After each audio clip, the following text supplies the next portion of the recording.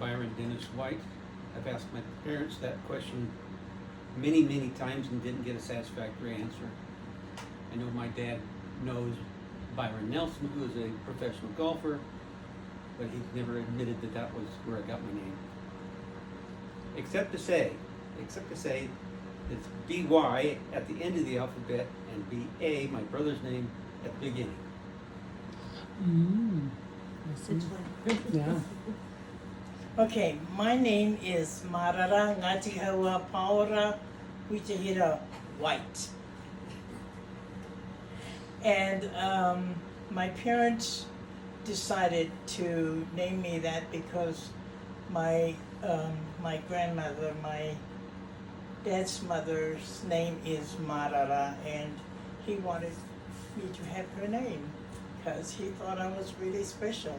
And Marara means to scatter, and I think it comes from the scattering of Israel. Okay, I was born October 6th, 1947, in Downey, California.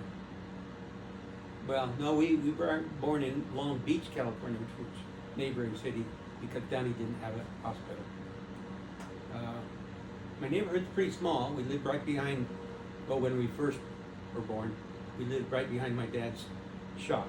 He had an upholstery shop, and we had a small trailer there. It was one of those nice round trailers, not the long, skinny ones. And Barry and I both had a drawer to sleep in. I don't know how long we slept that way, but it wasn't long because we did get a house shortly after, I think.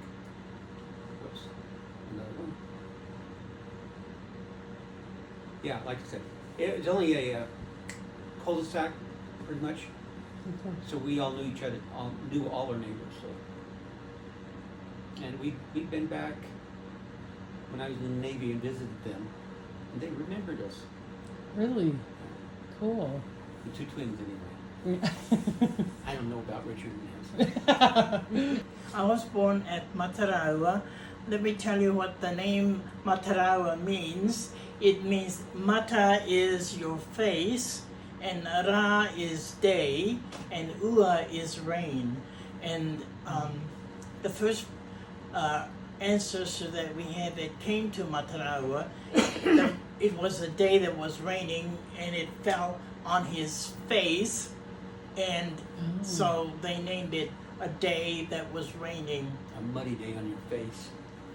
And how the rain had splattered on his face. It's out in the country. We had, we had all kinds of animals: dogs, pigs, chickens. My first job was to feed the chickens, and in order to do that, I had to peel the corn off the husk. We harvested all kinds, like sweet potatoes, kumara, and then several different kinds of potato. About 9, I was milking a cow by the time I was 9 years old. And I would gather the cows in the morning, and that was an early morning, many times like 5 in the morning. And I don't remember anybody else helping me in the morning, but I think they did. One of the things that I did was I would stand in their poop. If my feet were cold, I'd stand in their poop as they pooped in the morning to keep my feet warm. And that was, I did that if if they were already standing. Sometimes we would, I would get them up and I'd stand where they had laid and slept during the night. He always knew what he was going to say, and most of the time I did too. So I wasn't always ready. But he loved to golf, he loved to fish, golf more than anything. He only fished when he had nothing else to do. But my mom, my dad's name is Vern, and my mom's name is Clara Lee. What can I tell you about my mom? Good housewife, good mother. Yeah. We had a good home. Our homes. Huh? She wanted to travel. Yes, she did, and Dad wouldn't do it. My mom liked to travel. and she didn't get to do enough of it She loved to see the until world. we all grew up, and then she got with it. And she's been to Europe a couple of times, Canada and Mexico. Yeah, so she got New into it. Zealand, Australia, Tahiti. Yeah. She just went everywhere. Cool. Oh, Dad was born in Leon, Iowa. Mom was born in Vaughan, Montana. Dad moved from there to Idaho Falls, but I don't know exactly when. And my mom, well, she moved all over Montana. And how did they meet? They met in Salt Lake City. Dad worked in she was a waitress or so she did duck skating, And he was the cook. and he was the cook. Oh, fun. And then he would take her home after a while. And that's how we got all hooked up good. Grandma was 16 and Dad was 19. They moved to California right after that. I'm not sure exactly where. But then Dad joined the service from there. Actually was forced to join him. He said, I don't believe in volunteering for anything. Poor Mom, she was a widow, Army widow, until Richard, a little after Richard was born. Well, Mom was in delivery, okay, and the doctor was examining her, and he had his wife was always teaming up with her. They're both doctors.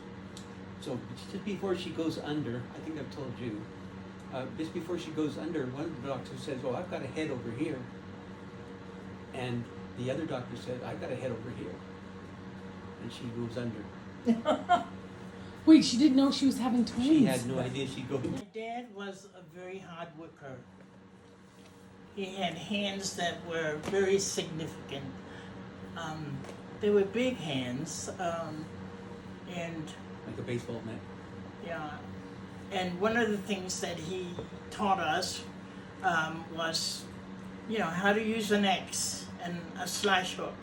And so when I was like 14 and 15, I would go during the school holidays. I would go and chop tea trees with him. And of course, the first day, you get all these blisters, and it's just really painful.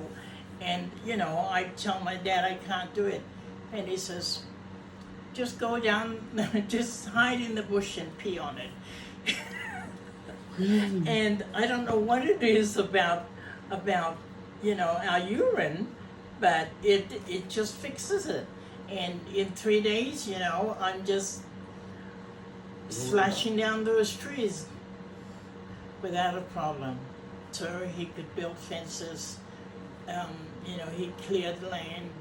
He worked on the farm. But as soon as my brothers were strong enough, they took care of the farm.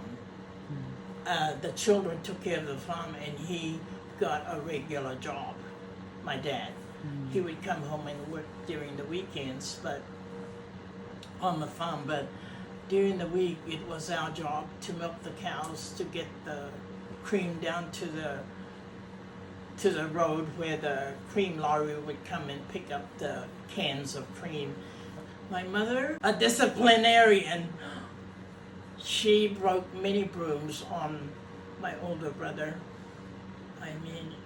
And I even saw her hit my dad with the shovel, and he just went down on the ground. And so, if that happened, she'd tell us, the younger ones, to go and get our older brothers to, revive our dad. But yet she had a very, very strong testimony. And there were many times when I felt like I didn't like her, I didn't love her. I couldn't understand her kind of love by saying, "I'm doing this, I'm whipping you because I love you." I didn't understand that at all. So I ran away from her. while she'd be striking me. She just ran into the bush. Okay. Yeah, Not very I far. just run up into the bush and I'd climb a tree and I'd watch. They would be calling for me and I would just not answer them. I slept up in the tree. My dad was the midwife when I was born. Let me see, Olive and myself and Nick, he delivered. It was just a hard time and doctors were just too far away. Yeah, just too far away. And so he did it. He said, of the experience, he said, it makes you so much closer than, you being in the other room and someone else helping to deliver your child. Mm-hmm. Hirini is my grandfather on my mom's side. He died. Okay. He died of stress. Kirihimete died next, and I met her only once when she came to our house, and by then she was quite old because I remember Mom growling her for peeing the bed. And then my grandpa on Dad's side, Paula, he died while I was on my mission, and he just died of natural causes. And then Olive,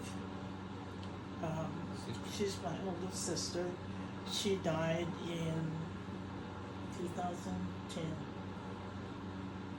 No, 2009, she died before Michael. And she died of cancer.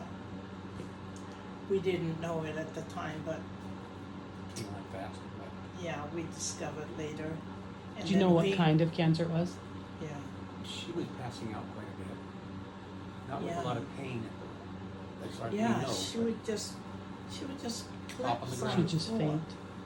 faint. And then Huingaro, my oldest brother, he passed. I wasn't there. They told me 6 months after he had passed. We were in the Navy. And I was quite disturbed by that because I felt like I wasn't even part of the family. Couldn't they even, call me or send a letter? They didn't, not until Christmas, and then they mentioned it.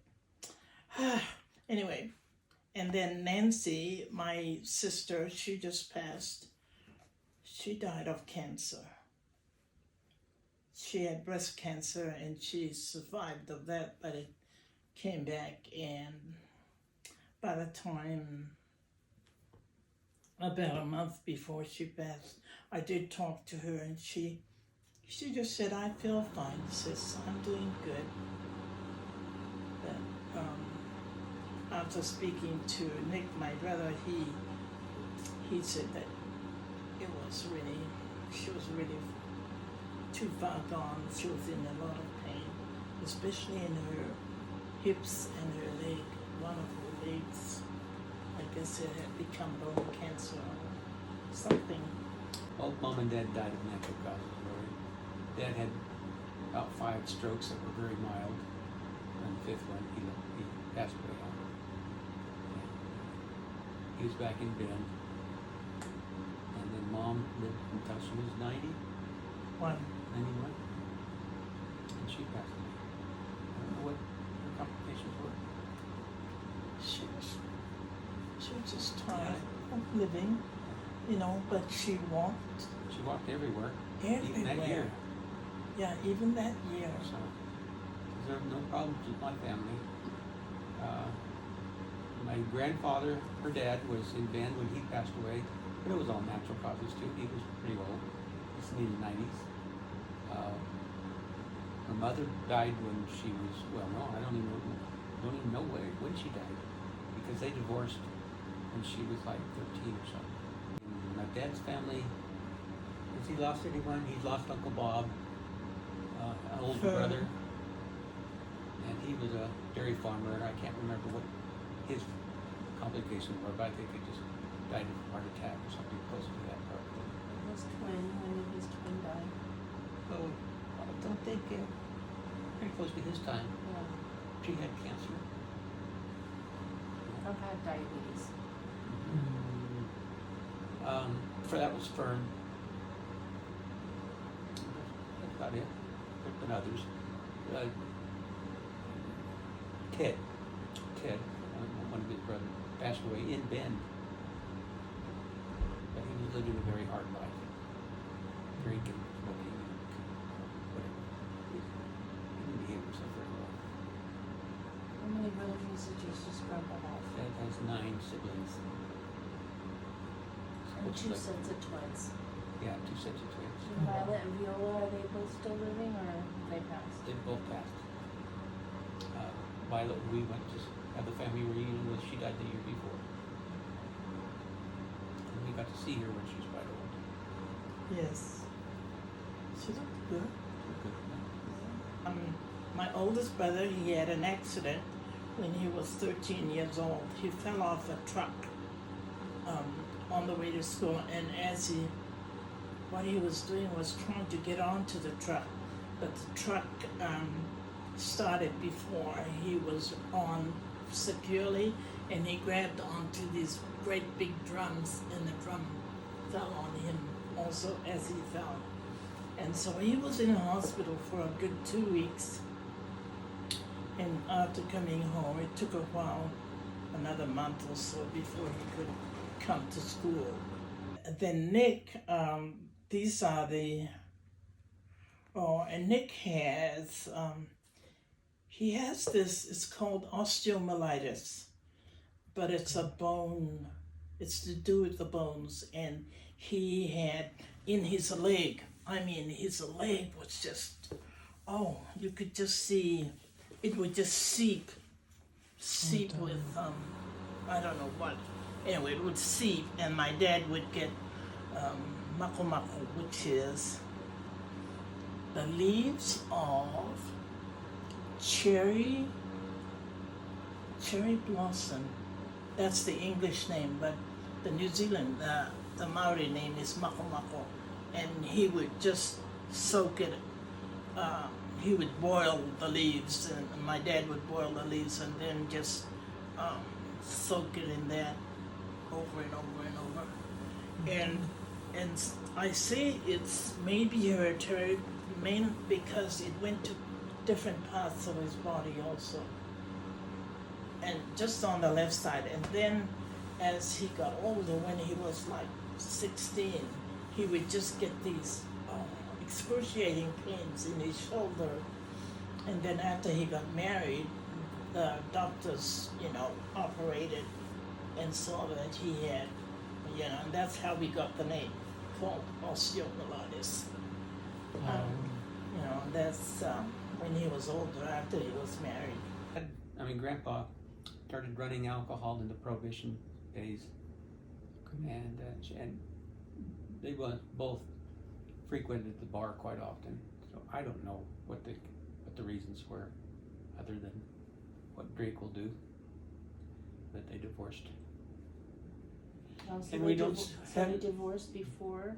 Probably because he had a wandering eye. I don't know. Oh, I didn't. Yeah, I that's thought, I thought he she did. died first. Sorry, I had the misconception. No, she did not die first. No. Yeah, like I said, I can't remember Mom ever saying anything about Mom's death. So, yeah. We've also lost an uncle in the war, and there's a great big. We found out when we were in the Philippines that a very important person, he was a journalist, that Uncle Richard had saved from the Japanese, got him out of the way, got him safe, and then he was captured because he couldn't get out. But this person remembered it very clearly and wrote an article about it, and we got a hold of that article before we left the So Philippines. that's Clara Lee's brother. Yeah, my mother's oldest brother. Wayne also died, but he died of complications with drink, I think. grandson. Kenny, which is Viola's husband, died in an airplane crash. Also, I think his older son died with him. Not sure about that. He was a pilot, small plane pilot, crop duster, that sort of thing. So yeah, I guess there is some tragedies there, but not directly involved with me, my family. But Yes, Richard. I'm the only getting tragedy in divorced. my family. In 2011, he was 95 years old. He had Alzheimer's, and I think, yeah, the day before he died, the nursing home, we put him in a nursing home, and the nursing home, they spoke Maori, so he kind of felt safe there because they didn't speak English, you know. He spoke Maori and he was very comfortable there. But Arta went to see him. No, they called him, and so she went, and he was not in the, he was in the part where it's not 24-hour care. You know, it's just, they cover his needs, feed him, shower him, and so forth. But she went, and they had just brought him to the 24-hour care, and so she said, well, can I give him a shower? So she gave him a shower, and she asked him if he was hungry, and he said no. But, you know, she got him into bed, and he was comfortable. So she ran home, and she got jelly, and she just mixed it with water, hot water, and then cooled it down.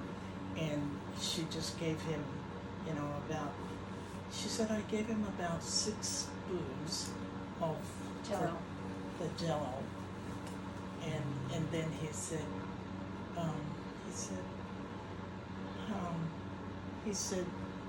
Kapai, you know, It's all right. in other words, it's okay. And he said, Pomoihau, meaning I'm gonna go to sleep. And so she left him, and in a couple of hours they called and said that he had passed. So, you know, after she told us that, I felt so much better. But when they called and said that he had passed, you know, immediately, I said, everybody get your passports, we're going. And she couldn't find her passport. But Byron, no, not Byron, Robert had his passport, so Robert and I just went home. And Nick had, you know, planned the services. You usually wait 3 days, and by the time we got there, it was the night before. The next day was the burial. Let me see what happened that night.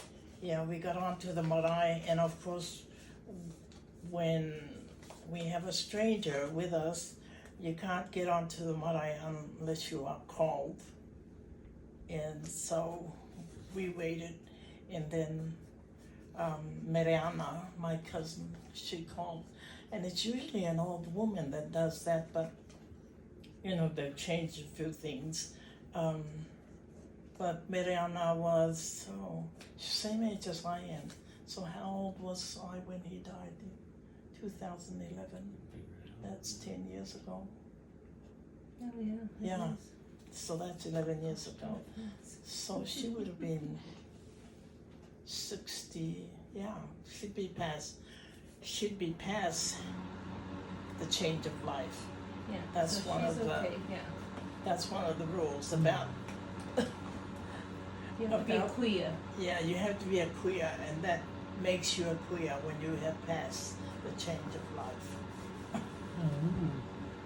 And babies involved. Very important. Yeah, it is important. Let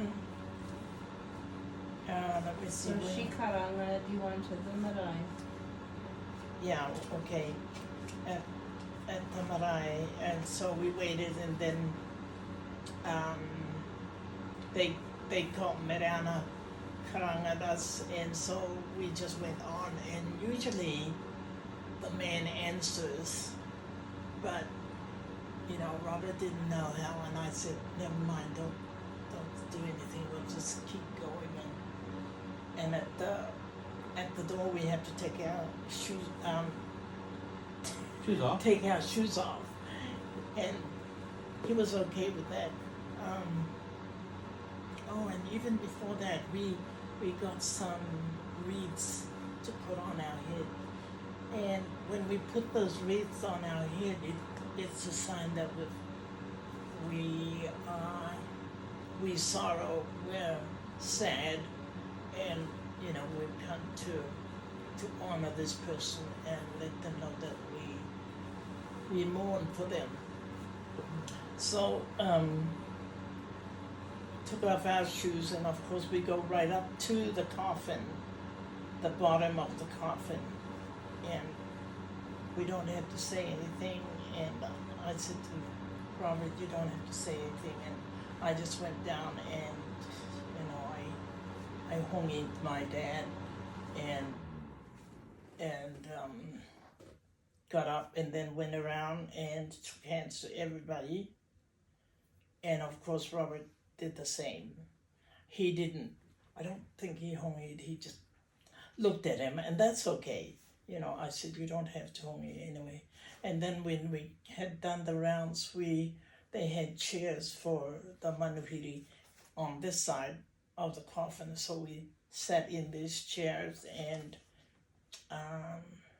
right after that, the kaumatua, or the old man, he's called the kaumatua, at the door, he stood and he welcomed us in the Maori way, and then I said, I said, "Now it's your turn." And so Robert stood up and he introduced himself, and he said, "This is my mother, and he, and Hoa is my grandpa." And he said, "We're here, and we're just glad to be here." And Nick was there too, but Nick said, as soon as Robert came in, he said, "I knew exactly who I was going to ask to dedicate the grave." He had covered all the others, I don't know what it was, but and the very next day. And so right after because he's never been to the marae before, he kind of has to go through the whole process of, introducing himself, shaking hands to everybody, and then they ask him to go eat. And so we both went in and had a meal, or it could be just a cup of tea and cookies. I remember having cookies and Milo. and then after that, everything's just relaxed, and everybody's family, and we just went back in and all kinds of fun, just talking about Grandpa. And one of the things they talked about a lot was that he made fences, and he was a fencer. He built fences. And so, Michael talked about building fences with him, and Nick did, and of course I did, and then I gave and they did it by passing a toko around, and then they gave me the toko, and I talked about fencing with Dad, and then Robert had it, and he said,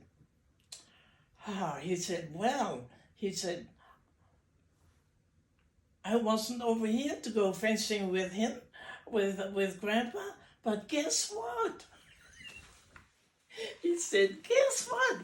Grandpa came to my house, and I did help him build the fence around our house." And of course everyone laughed, but we all thought that was very interesting, that Robert remembered he was very young when that happened. Our house in Bend. Mm-hmm. 21044. Yeah. Yeah, Yeah. at 21044. He built the fence. Yeah. And you were mad at me for buying the wood. Well, not really mad at me, but Yes, I'm mad at you. We didn't have the money for such things. yeah. All the grandkids, it's the grandkids that dig the hole. And so very early the next morning, everybody, all the young men like Robert and all his cousins that were there, they just went in and dug the hole. Yeah, it was kind of exciting. I think those traditions are good and I respect them. But I'll just go with the flow. Go with the flow. I'll just go with the She's flow. okay not going home to New Zealand, even though Yeah. if we could afford it, she'd love to go home. You would love to go. She would love to be buried in her Buried family. home? Her family burial. I think it's too expensive. You know, unpractical. But Yeah, well, we Yeah, get to spend money the way we she's want said to. it so many times. Okay. and the The only problem government. is if she goes to there, then the rest of you kids are not probably going to get to go. Yeah. Because you can't afford it. Mm. I would like That's somehow. another reason why we wouldn't do it. I would like somehow my kitty. Yeah, I think she would like that. Her and her kids to come would really like to come. wherever it is. Because they're part of the tradition. You know, they're into the tradition, and so I don't know if they could, but that would be nice. But yeah, you know, we have to be sensible about it. No. Like You a like- career you you- didn't know. But when you just make it out of high school by the skin of your teeth, which isn't, and you're big, you know, what do? You do the best you can. I wanted to work in the Forest Service. Yeah. I did And like you I did did for like a that while. idea. Yes, and I did that for a while. And really enjoyed it. Sisters, Richard is the oldest. He's 4 years older than I am. Nancy's next. She's 3 years older. And then my twin brother, Barry. And I don't know, Richard was kind of a bully most of my life until about his second year of college. Then he became human. And Nancy, she kind of switched back and forth. Nancy and Richard both did very, very well in school. I don't know which one's which, but one's valedictorian and the other's a salutatorian. So, I mean, they had it covered. And of course, Marara and Byron had to bring up the end. But we like to go camping with Mom in the summer to all sorts of our lakes, and in the winter we skied with Mom. But let's see, in the winter, no, Dad didn't do much because he couldn't go golfing. And that was really his recreation. And his recreation. We So joined did he him just in the work summer. then? Did he just stay home and work, or he? Yeah, come not really. along? He did a lot of work. He come home and eat dinner and then go back to work. So, but we weren't neglected by any means. If there was anything important happening, he was there. Tell us the traditions that your parents didn't know about. My parents didn't know about. Yeah, your naughty brothers and sisters pack I'm not going to traditions. tell you all my naughty Well, stuff. come on. Spill the beans. Let's hear it. We had, when we were on East 11th and Bend, we had a big pine tree up in front. They told us not to climb it. We could see 3 or 4 blocks, so we could get down the tree before they got there. Oh, They just never see. checked their hands for all the resin on And it. it stayed there for a long time. I remember that Mhm. tree. Yeah. They check your hands for resin? No, they didn't. Oh. If they would have known. Barry had all the girls, I got none. Don't Your even. dad I paid met you- your girlfriends. Your dad paid you to dance with. Karen Bigelow, and Karen was never Barry's girlfriend. But That cured you. You started dancing then. Yeah, well, that's a good one. He used to go. Good story. That was the Golden Green He Ball. used to go square dancing every Friday night. It's a tradition. True. From the time we were freshmen, I imagine. Maybe even 8th graders. Square Dance Club. And we did a lot of things with that Square Dance Club. Growing up, he worked very, very hard. His personality was a little like Mom's. I mean, you know, when he stayed home, he had us clean the house spotless. Like scrub the floors, and if it was time to wash the walls outside, we had to do it. We did it. One thing that I remember about him, he went on a labor mission and he came back to my uncle's death. Dad's brother passed away. He had pneumonia. And of course, all the cousins are there, and many of them had been, well, they'd become a little less active. And I remember him preaching to them and encouraging them to come back to church. That was something that I remember about him. It's Wingadua. How old was he? Wingadua. He's 10 years older than me. And he would have been 20, so I would have been 10. And that was your oldest sibling. Yeah, he's the oldest. Nick, I have some really kind of special memories about him. We all went to school, and in the wintertime it was cold, and sometimes we went with no shoes. And this one morning I had no shoes on, and I was crying, and you know how your nose gets sore when you cry and it's cold. He came back and he wiped my nose and he said, "What's the matter?" I said, "My feet are cold." So he took off his great big shoes and he let me wear them to school. And another thing about him was that we were pals. You know, Olive and Huingarua, they were pals, and Nick and I were pals, and we milked the cows a lot together, and we did a lot of the farm work together. And there was one time when he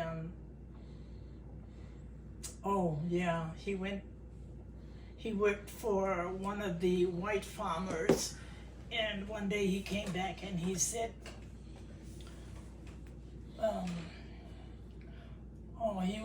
he was fluctuating a lot. And it smelled terrible, and I said to him, "How come you're fluctuating so much?" And he said, "Farting." I said, "Farting." And he said, "Well," he said, "you know, Mrs. Atkinson, she cooks such a good meal." And he said the most favorite part about it is her puddings. They're chocolate puddings. And he said, "That's why I fart so much."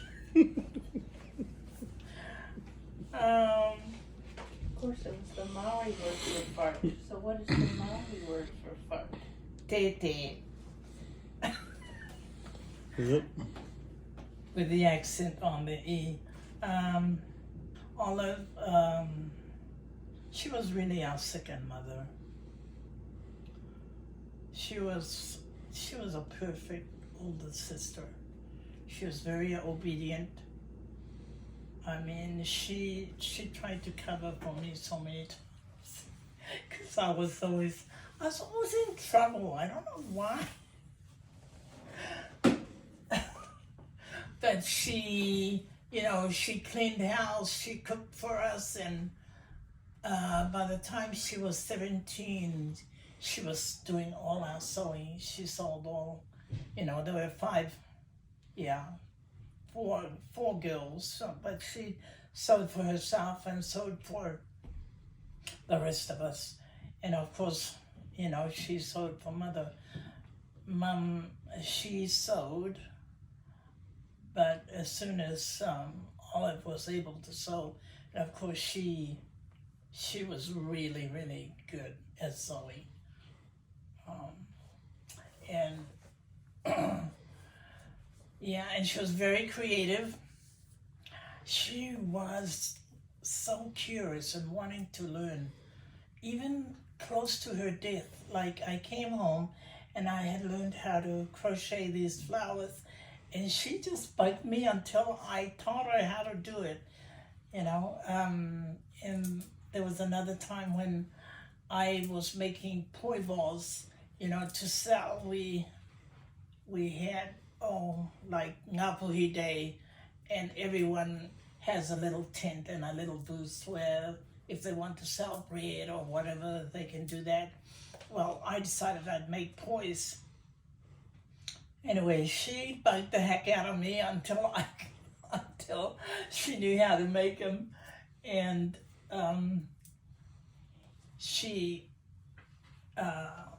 when our marae was finally upgraded, she learned how to do the mats, to weave them, and she did all the mats in the marae. Yeah, she was just a great older sister, and I do miss her. Nancy, the next one was me, but after me was Nancy, and she was such a beautiful child. She had light hair when she was born, and her skin was beautiful. I mean, she didn't have any freckles, and you know, she just maintained having that lovely skin even up till she passed. She was also a hard worker, very, very hard worker.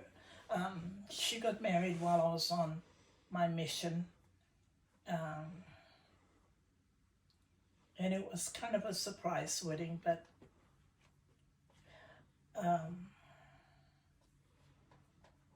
Michael was born like 8 or 7 months after they were married, their oldest son. She had a great testimony of the gospel. Her husband joined the church after they got married, and he was less active until the year before he passed. He had a heart attack, and as soon as he came back from the hospital, he said, okay, everybody's going to go to church from now on, and everybody's going to get up and go to seminary. And so, because Nancy was the seminary teacher, and he just went every day.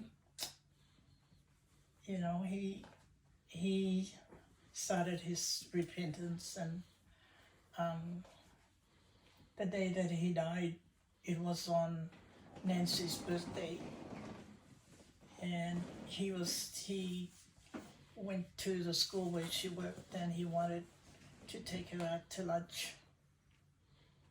That he didn't get to do that.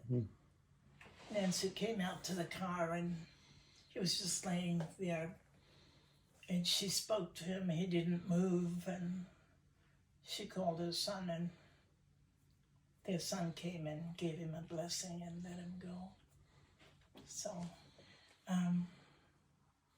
Nancy was very talented. She was a floral artist. People loved her. What was your most cherished part of your relationship with Nancy? I think the most cherished was when I went back and took care of Dad. That's when I felt we were the closest. She was supportive of that, and I also worked with her in Relief Society, in the Relief Society presidency. She was the president, and she knew how to be a leader. She really did. Auntie Rosalie, Oh, she was a little spitfire. I remember her birth. I was the very first of all the siblings to see her, and I remember going into mom and dad's room, and I saw this baby, and I said, "Where did the baby come from?" And my mom, she was just glowing, and dad was just sitting there on the bed, and she said, "From heaven." From heaven, and of course I accepted that. But I do remember that very special time. And she wasn't nursed. She was given a bottle, and I remember on Sundays we would leave her at home by herself. And, and we'd be gone for that hour and a half and be back, and she'd be ready for her next bottle, or she'd be just talking to herself. It's kind of something that we did with Mona. We went out to play tennis in San Francisco.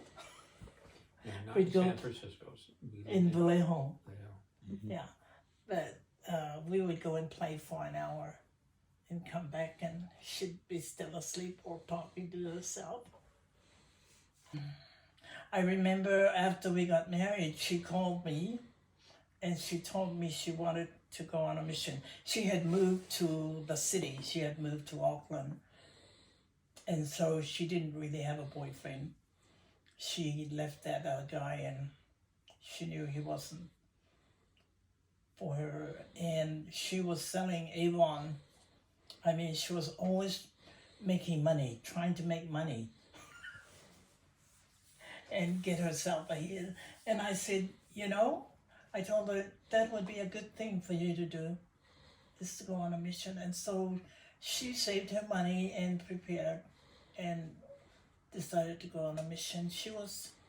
I think she was at least 22, going on 23 when she went on a mission.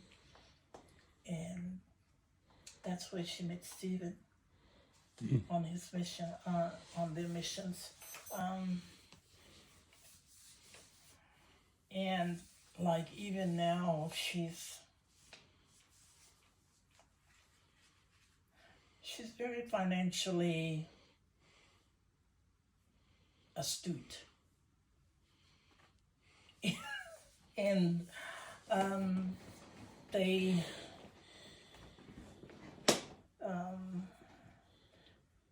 her personality is, we're all different personalities, but in the end, at the end of the day, you just love them for what they are. What impacts you most about her? She's turned into a really good writer. Yeah. And she's had to learn. She takes class after class about learning, and she's really curious about how to improve her sentences, her vocabulary. Yeah. I think, Mom, you appreciate that she's a good communicator. She's always the one to call you. Yes, and You really appreciate that. yeah, about her. and whenever she's come, like from Australia, she always comes and sees the kids. She tries to see you guys and Nick and Robert. She's always done that, and she still does even now. Like if she comes to the States, she'll always stop by and see us and take us out to dinner or whatever. Puts in an effort, huh? Yeah, she reaches out to people. There's so many friends. I know they want to come over and see Nadia, but she said, the borders are closed and they can't do anything really. So they're just staying home and enjoying their family at home. There's 2 missions. It's pretty hefty. Yeah. And Ata. Ata is, I was 14 years old when she was born, and our oldest brother was 26. So that's pretty big space. And she was born before our oldest brother was, before he passed. Ata was born with a disability. She couldn't hear very well, and I was an assistant, or going to be an assistant teacher when she was about 7 or 8, and my mom, just kind of wanted me to help her, and I couldn't figure out why she was speaking in such a high tone voice, like she was a baby. And later, after I had come here and got married, Nancy told me that she was deaf in one ear and she couldn't hear. And so, that's why she was just kind of slow in hearing and learning the things I wanted to teach her. Like ABCs or just numbers. And but since then, she's just very, very smart, very, very creative. She has a business of her own. She's a hairdresser. And, with the times being so hard, she creates new ways in which she can get customers in, and she has customers that have stayed with her for, the 20 years. She did say to me, I've been working for 20 years and I'm getting tired. Yeah, to answer that question, Barry and I definitely got into that one once. Yeah, I'm not sure about who said sorry, whatever. But when we were about 13, 14, I think it was, we had a good fight. Really knocked down, drag out. But since we're the same size and everything else the same, it wasn't much of a fight because we're the same level of talent on that regard. So that fight lasted for quite some time, and Barry, he finally gave up and said, what are we fighting about? It was probably clothes, because I would always borrow his clothes and he'd borrow mine. They're universal. But he wanted to wear it, so that's probably what it was. Definitely didn't fight over girls.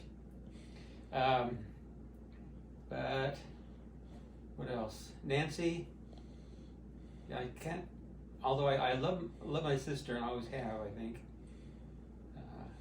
But I can't think of some of the things we used to do when we were small. Okay. What about? She took care of you guys. Well, yeah, but not exclusively. Mom did a good job. What about family traditions? Maybe holidays. Like I said, in the summer we'd go to the lakes, and in the winter we'd go skiing. We loved to spend time with Dad. So Saturday mornings was kids' day at the golf course, and where we get some instruction by either him or other club pro to teach us how to golf, learn how to swing, and then we'd go out and into a little competition with the rest of the kids that go there, see who's improved the most, and who has the best score. That I can remember easily. But Dad would always speak kind of a different language when it comes to golf, and I couldn't get a hold of it when I was young. Later on I did, but I think that's what happened to golf a little bit. He'd speak about hitting the ball a certain way, and I just couldn't figure out what is he talking about. Yeah. What about when you were newlyweds? Any traditions that you tried to start or you did start? The one thing we did tell each other in the beginning, realizing that, of course, Mom's raised in the islands and I'm raised kind of a city kid. It's all small city, but a city kid.